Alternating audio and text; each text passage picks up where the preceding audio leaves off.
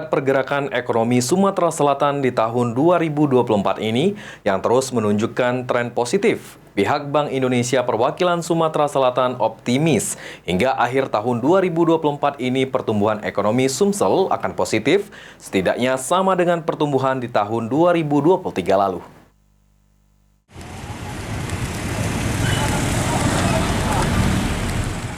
Pada Juni 2024 ini, Sumatera Selatan mengalami deflasi di angka 0,03%. Angka tersebut membuat tren perekonomian Sumatera Selatan hingga saat ini terus membaik.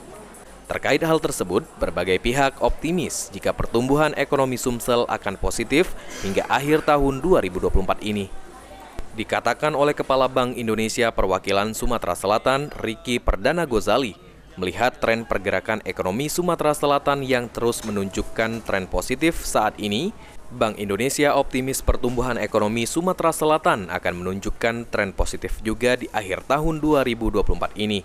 Setidaknya pertumbuhan ekonomi Sumatera Selatan pada tahun 2024 ini bisa sama dengan tahun 2023 lalu di angka 5,08%. Ditambahkan Ricky Perdana Gozali, prediksi pertumbuhan ekonomi Sumatera Selatan yang positif tidak terlepas dari indikator ekonomi dan asumsi ekonomi Sumatera Selatan yang saat ini ada masih di tren yang positif.